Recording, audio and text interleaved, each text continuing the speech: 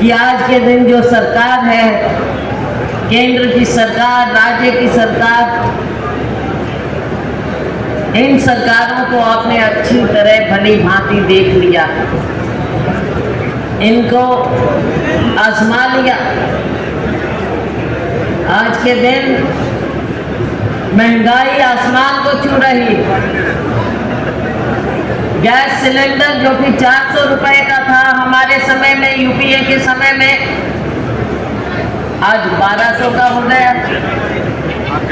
और क्योंकि चुनाव आ गए हैं, कुछ राज्यों के जनाधार खो बैठे, लेकिन दिखाने के लिए 200 रुपया कम कर दिया। लेकिन ये बात आप समझ लो, जैसे ही चुनाव खत्म होंगे कीमत और दुगनी कर देंगे। बल्कि पहले भी आपने देखा, जब चुनाव आते पेट्रोल डीजल की कीमत कम, चुनाव जाते ही एकदम फिर से उतनी बढ़ा देना। ये भारतीय जनता पार्टी को आपने देखा है। कहा था मेरे नौजवान साथी यहाँ पर, कहा था कि हर साल 2 करोड़ रोजगार देंगे। तो साथियों 10 साल में कितने हो जाते हैं? कितने हो जाने चाहिए? 20 करोड़। क्या 20 करोड़ रोजगार मिले? 20 करोड़ रोजगार मिले होते तो क्या माननीय प्रधानमंत्री जी को मीटिंगें कर करके 40-50 हजार के सर्टिफिकेट देने पड़ते उनके एम्प्लॉयमेंट के? साथियों किया कुछ नहीं, केवल बातें मिली हैं, जुमले मिले हैं।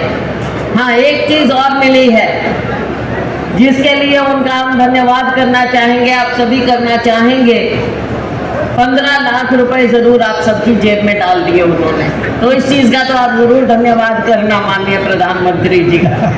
15 लाख तो घर में लिए बैठे हो सारे भाई। और मेरे किसान भाई बैठे रहे 1 साल, बॉर्डर पर बैठे रहे। हम खुद वहां गए, बार बार गए। अब बारिश में, सर्दी में, गर्मी में बैठे रहे वहां, लेकिन आपकी आवाज नहीं सुनने आई। आखिर में जब बातचीत की, झूठ बोलकर किसानों को उठाया। आज एमएसपी का कोई कहीं जिक्र ही नहीं, कोई बात ही नहीं करना चाहता। वादा खिलाफी हर मौके पर इन्होंने की। गरीब की अगर बात करें साथियों, जो हमारा गरीब दलित है, पिछड़ा वर्ग, आज उसके साथ क्या भद्दा मजाक हुआ है। कभी परिवार पहचान पत्र की बात करते हैं, कभी प्रॉपर्टी आईडी की बात करते हैं। हर नागरिक को उलझा कर रख दिया, चक्रव्यूह में बांध कर रख दिया है। और साथियों, अगर हमारे राज्य की बात करो, माननीय मुख्यमंत्री जी जाते हैं जगह जगह, सिरसा गए, अंबाला गए, पहले तो वहां पर कर्फ्यू जैसी स्थिति बना दी जाती, 144 धारा लगा दी जाती, सारी सड़कें बंद कर दी जाती हैं ताकि कोई आ ना सके। और वहां पर लोगों को, आप तो अपने मन से प्यार से आए हो यहाँ, लेकिन वहां पर पकड़ पकड़ के लाके बिठाते, कोई भाग ना जाए, क्योंकि मुख्यमंत्री जी ने तो जो बात करनी है वो करनी है। पहले लाठियां मारेंगे, बहनें इकट्ठी होंगी तो उनको लाठियों की सौगात मिलती है। अगर कोई बहन सामने पहुंच भी जाए माननीय मुख्यमंत्री जी के, तो उनके साथ मजाक किया जाता है। अगर कोई बहन लाठियों से मार दी जाती है तो अफसोस तक नहीं करने जाती। साथियों, ऐसी सरकार का कोई क्या करे। लोग इस इंतजार में हैं कि कब 2024 आए। अगले साल चुनाव होने वाले हैं, अगर ये कुछ और इधर उधर की गड़बड़ ना करें, क्योंकि इन पर भरोसा तो रहा नहीं अब किसी को, ना मोदी जी पर रहा और ना हमारे मुख्यमंत्री खट्टर जी पर। इन पर तो भरोसा आपने किया भी नहीं। तो साथियों 10 साल इन्होंने निकाल दिए। अब समय आ गया कि आपको राजनीतिक तौर पर सोचना पड़ेगा। मेरे यहाँ पर बहुत से मौजूद सरपंच साहिबान भी बैठे। आप जब बैठे आपको भी लाजियाँ पड़ी, आपके अधिकार छीने गए, तो आपको भी सोचना पड़ेगा। मेरी बहनों को सोचना पड़ेगा। आज उनको क्या दिया? कानून व्यवस्था ठप हो गई, जगह जगह पर गलत बातें होती। हमारे पूर्व विधायक श्री रणधीर जी धीरा, हमारे साथी गुप्ता जी, चौहान साहब, बहन निर्मला जी, बहन बेनू जी, हमारे लीगल डिपार्टमेंट के चेयरमैन श्री लाल बहादुर जी खोवाल, भूपेंद्र गंगवा जी, स्टेज पर बैठे हमारे सभी साथीगण, यहाँ पर उपस्थित इतनी संख्या में आज जो कि गोगी जी को आशीर्वाद देने के लिए, शुभकामनाएं देने के लिए आए हैं, इतनी भारी संख्या में मेरे सभी बहुत ही सम्मानित बुजुर्गों, नौजवान साथियों, मेरी बहनों, हमारे बहुत ही सम्मानित डीपी राय जी यहाँ पर आए हैं, जो ना केवल शमशेर सिंह गोगी जी के राजनीतिक गुरु हैं, लेकिन इन्होंने देश में न जाने कितने लोगों को, जो उस समय यूथ कांग्रेस में थे, न जाने कितने लोगों को गुरु मंत्र दिए, ट्रेनिंग दी। आज भी लोग याद रखते हैं कि हम तो दादा डीपी राय जी के ट्रेन हुए सिपाही हैं। साथियों, गोगी जी, मुझे ये नहीं समझ में आ रहा कि स्टेज छोटी है या पंडाल छोटा है। इतनी संख्या में, इतनी संख्या में जो लोग यहाँ पर आए हुए हैं, ये प्यार है लोगों का, आशीर्वाद है आपके प्रति। आपने जो इनकी सेवा की और शुरू से सेवा कर रहे हैं, कांग्रेस पार्टी की, लोगों की, जब आप यहाँ पर विधायक नहीं भी थे तब भी आपको इनकी कितनी चिंता रहती थी। मुझे याद है एक बार आपने मुझे राह चलते यहाँ पर रुकवाया कि 2 मिनट गाड़ी रोको, हमारे यहाँ की सड़क की समस्या है, हमारे कुछ लोग धरने पर बैठे हैं, इनकी बात सुनकर जाओ और केंद्र में उठाइए। तो हमने उनकी बात सुनी, आपकी बात सुनी, केंद्र में वो बात उठाई और आपकी बात को हमारी सरकार ने सुना। लेकिन मैं ये भी कहना चाहूँगी कि तब तो हमारी सरकार थी और आप विधायक नहीं थे, लेकिन अब आप विधायक हैं यहाँ की जनता की आशीर्वाद के कारण। आपकी मेहनत को, आपकी निष्ठा को पहचाना कांग्रेस पार्टी ने, सोनिया गांधी ने, क्योंकि गांधी परिवार, राजीव जी के समय से आप राजनीति में रहे, हालांकि इंदिरा जी के समय से, और अब राहुल गांधी जी भी, और हमारे अध्यक्ष श्री मल्लिकार्जुन जी खड़गे जी भी पहचानते हैं आपकी निष्ठा को। पिछले दिनों जब पद यात्रा हो रही थी उस समय, और बल्कि कर्नाटक में जब हम गए तब भी राहुल जी की भारत जोड़ो यात्रा में हमने राहुल जी को कहा कि गोगी भी हमारे साथ आए हैं, तो उन्होंने कहा उनको बुलाओ, जल्दी से गोगी को बुलाओ। और यहाँ भी आपने देखा जब पद यात्रा हुई, मेवात से जब निकल रहे थे तो खास तौर से जब चाय पी रहे तब गोगी जी से उन्होंने बहुत ही बढ़िया ढंग से मजाक में बात करते रहे। और जब यहाँ पद यात्रा लेकर, भारत जोड़ो यात्रा लेकर आए राहुल जी, तो आप सभी लोगों के साथ गोगी जी एक जगह थे तो राहुल जी ने चलते चलते, क्योंकि उस समय स्पीड बहुत बनाते राहुल जी, खूब स्पीड से चलते जा रहे थे, तो उन्होंने देखा कि एक जगह गोगी जी खड़े हैं, इतनी बढ़िया स्टेज सजा रखी थी और लोग नाच रहे थे, भंगड़ा डाल रहे थे राहुल जी के स्वागत में। तो चलते चलते राहुल जी ने गोगी जी को पहचान लिया। दूर से ही मुझे कहने लगे ये तो गोगी खड़े हैं वहाँ पे, बुलाओ उनको नीचे बुलाओ, फटाफट नीचे बुलाओ।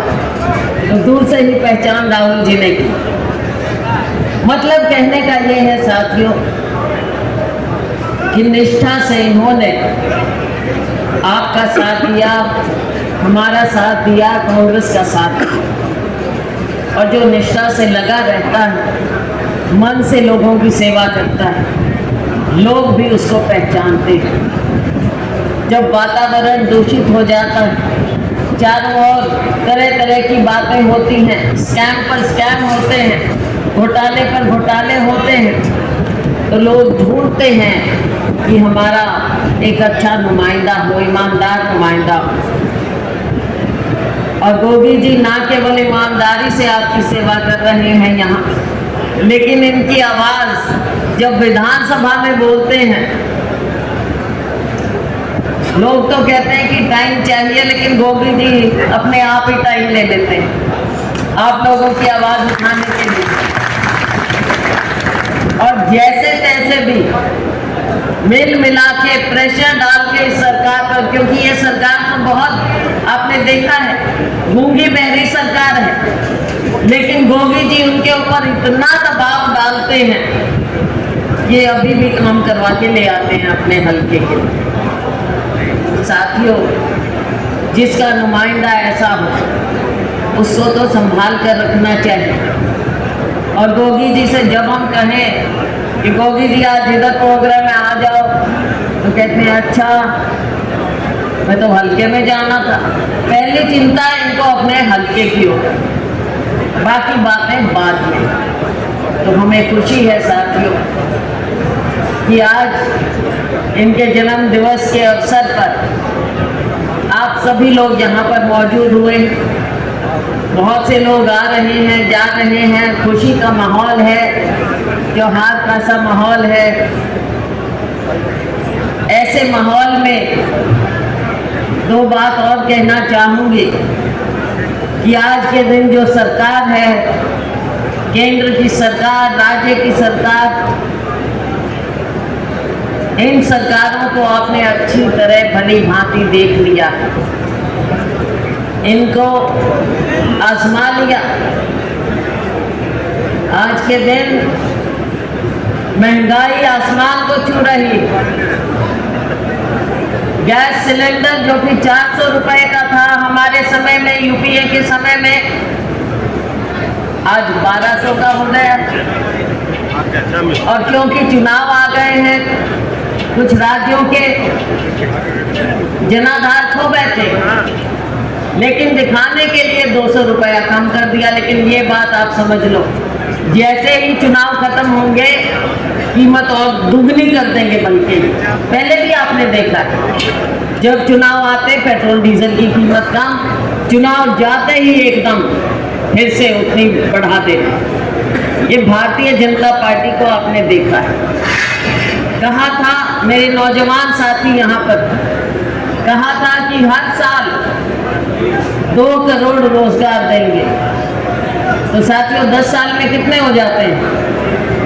कितने हो जाने चाहिए? 20 करोड़। क्या 20 करोड़ रोजगार मिले? 20 करोड़ रोजगार मिले होते तो क्या माननीय प्रधानमंत्री जी को मीटिंगें कर करके 40-50 हजार के सर्टिफिकेट देने पड़ते उनके एम्प्लॉयमेंट के? साथियों किया कुछ नहीं। केवल बातें मिली हैं, जुमले मिले हैं। हाँ, एक चीज और मिली है जिसके लिए उनका हम धन्यवाद करना चाहेंगे, आप सभी करना चाहेंगे। 15 लाख रुपए जरूर आप सबकी जेब में डाल दिए उन्होंने, तो इस चीज का तो आप जरूर धन्यवाद करना माननीय प्रधानमंत्री जी का। 15 लाख तो घर में लिए बैठे हो सारे भाई। और मेरे किसान भाई बैठे रहे 1 साल, बॉर्डर पर बैठे रहे, हम खुद वहां गए, बार बार गए। अब बारिश में, सर्दी में, गर्मी में बैठे रहे वहां, लेकिन आपकी आवाज नहीं सुनने आई। आखिर में जब बातचीत की, झूठ बोलकर किसानों को उठाया। आज एमएसपी का कोई कहीं जिक्र ही नहीं, कोई बात ही नहीं करना चाहता। वादा खिलाफी हर मौके पर इन्होंने की। गरीब की अगर बात करें साथियों, जो हमारा गरीब दलित है, पिछड़ा वर्ग, आज उसके साथ क्या भद्दा मजाक हुआ है। कभी परिवार पहचान पत्र की बात करते हैं, कभी प्रॉपर्टी आईडी की बात करते हैं। हर नागरिक को उलझा कर रख दिया, चक्रव्यूह में बांध कर रख दिया है।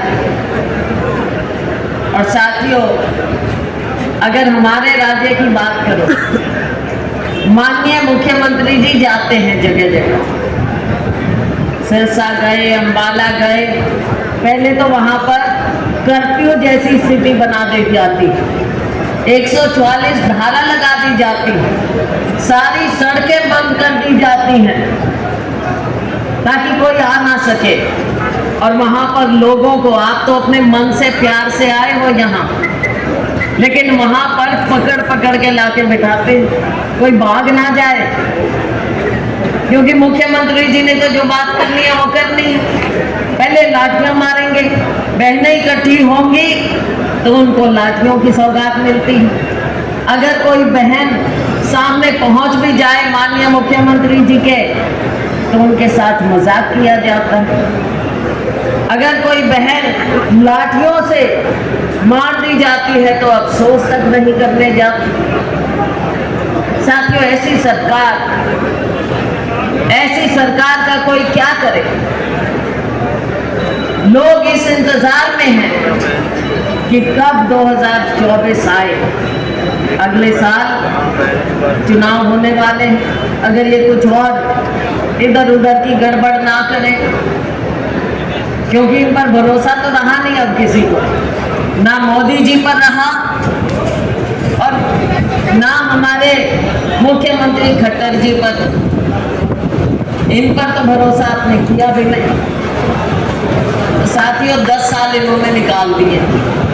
अब समय आ गया कि आपको राजनीतिक तौर पर सोचना पड़ेगा। मेरे यहाँ पर बहुत से मौजूद सरपंच साहिबान भी बैठे, आप जब बैठे आपको भी लाठियां पड़ी, आपके अधिकार छीने गए, तो आपको भी सोचना पड़ेगा। मेरी बहनों को सोचना पड़ेगा। आज उनको क्या दिया, कानून व्यवस्था ठप हो गई, जगह जगह पर गलत बातें होती। तो आप सबसे गुजारिश है कि आने वाला समय जब चुनाव होगा, तो साथियों, हम तो योगी जी हमारे भाई हैं, हमारे साथी हैं, हमारी हमेशा इनको शुभकामनाएं रहेंगी, हमारा आशीर्वाद रहेगा। बहन होने के नाते बहन कुमारी सरिता जिंदाबाद, जिंदाबाद, जिंदाबाद। बहन कुमारी सरिता जिंदाबाद, जिंदाबाद, जिंदाबाद। बहन होने के नाते मैं इनको आशीर्वाद भी देती हूँ कि भगवान इनको लंबी आयु दे, आप लोगों की सेवा करने का बार बार मौका दे। आगे आने वाले समय में भी आपने पिछली बार से ज्यादा आपने इनको ज्यादा बहुमत से जिताकर भेजना है। हमारा एक मजबूत साथी हमारे साथ खड़ा हुआ दिखना चाहिए। साथियों, सरकार आपकी बनेगी, सरकार कांग्रेस की बनेगी, क्योंकि आपने मन बना लिया है। हमारी सरकार बने तो हमारा साथी मजबूती से हमारे साथ खड़ा हुआ दिखना चाहिए। इसके लिए आप लोगों का भी आशीर्वाद इनको मिलता रहे, मैं यही कामना करती हूँ। बहुत बहुत धन्यवाद। जय हिंद। राजपाल भूपरी जी हमारे पूर्व विधायक यहाँ पर है। दीवान मेहता जी,